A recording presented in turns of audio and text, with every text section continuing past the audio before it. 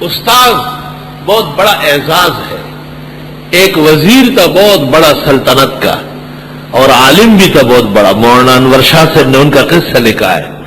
وہ بہت شوق سے پڑھاتا تھا، لیکن ان کو وزیر صاحب کہتے تھے، استاد نہیں کہتے تھے. وہ بڑے خفا تھے.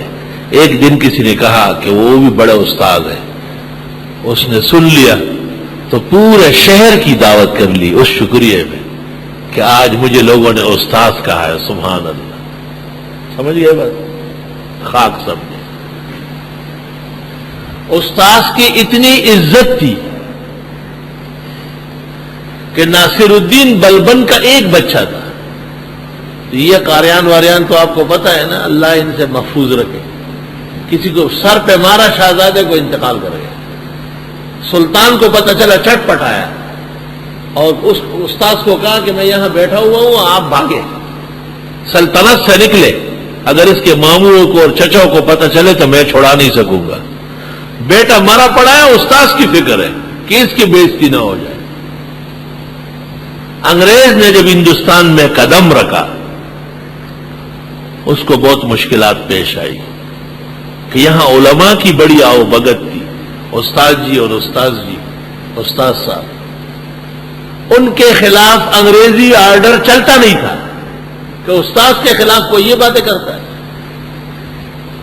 اس دور میں ایک شخص یہ گھاس واس بیچتا ہے، ہمارے بھینسوں کے باڑے کے لیے بھی گھاس جاتی ہے. تو اس کو کبھی ہم نے کہا کہ آپ یہاں آئے بل لینے، اس نے کہا نہ، استاذ کے پاس پیسوں کے لیے کبھی نہیں آئیں گے، مر جائیں گے. استاذ کے پاس چائے پینے آئیں گے، دعائیں لینے. اس 15ویں صدی میں ایک شخص اس کنڈیشن کا مومن موجود ہے کہ استاذ سے کوئی پیسے مانگتا ہے، استاذ کو پیسے دیتے ہیں. جب انگریز نے یہ دیکھا کہ علماء کے استاد ہونے کی وجہ سے بے انتہا عزت ہے، یہاں تک کہ ہندو اور سکھ وہ بھی استاد، میرے اسکول میں استاد ہے، میرے فلاں جگہ میں استاد ہے، احترام کرتا تھا بہت زیادہ. تو انگریز نے کہا اب اس استاذ کو ہلکا کرنا ہے. کہ استاذ کا لباس کیسا ہے؟ کہ سر پر پگڑی ہوتی. تو انہوں نے کہا بینک کے چوکیداروں کو اور ملازمین کو کہا، بینڈ باجے والوں کو کہا، ڈائننگ کار والوں کو کہا کہ تمہارے لیے بھی ضروری ہے کہ آپ پگڑیاں باندھیں. یہ دیکھیں پگڑیاں باندھیں. تو ہندوستان کے علماء ڈر گئے، انہوں نے پگڑیاں اتار کے ٹوپیاں رکھی. لیکن سرحد کے افغانستان کے، بلوچستان کے، وزیرستان کے وہ نہیں ڈرے. انہوں نے کہا اگرچہ بت ہے جماعت کے آستینوں میں، مجھے ہے حکم ازا لا الہ الا اللہ. اور پھر گلکار کو، دیوار بنانے والے کو، فرش بنانے والے کو، کنواں کھودنے والے کو، ٹرک چلانے والے کو استاد خیریت ہے، استاد خیریت. یہ وہ مولاناؤں کی بے عزتی کے لیے استاد. یہ کس بات کا استاد ہے؟ استنجا کرنا جانتا نہیں، استاد بنا ہوا. یہ کون سا استاد ہے؟ اور اب باقاعدہ ہیروئن کا جو بڑا لیڈر ہوتا ہے، چرسیوں کے ہاں جو سب سے بڑا چرسی خانہ چلاتا ہے، آپ کو پتہ ہے اس کو پیر صاحب کہتے ہیں. وہ پیر کہلاتا ہے، پیر صاحب.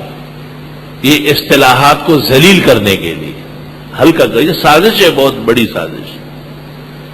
جب یہ سارے حربے استعمال ہوئے کچھ بھی نہیں بنا. صرف ایک نقصان ہو گیا کہ اسلامی نظام آنے میں دقت پیش آ گئی، لوگوں میں اجنبیت آ گئی.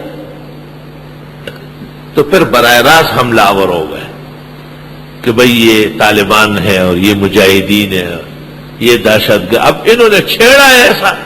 اب وہ شہد کی مکھیاں آرام سے بیٹھی دیتی ہے، جب کوئی پتھر مار دیتا ہے پھر دور دور کسی کو دیکھ کے اس کو کاٹتی ہے کہ انہوں نے ہمارے گھر پتھر پھینکا ہے. بھئی جب آپ جا کر کے ان کو اکھیڑ رہے ہیں، ان کے نہتے اور بے گناہوں کو مار رہے ہیں، تو آخر وہ بھی انسان ہے، کلمہ گو ہے، انہیں بھی تو غصہ آئے گا. وہ تو آپ کے گھر نہیں آئے، آپ ان کے گھروں میں جا کے قبضے کر رہے ہیں، غصب کر رہے ہیں، خون بہا رہے ہیں، نہتے کو مارے جا رہے ہیں. اپنے گریبان میں نہیں جانتے کہ دہشت گرد آپ ہے یا وہ ہے.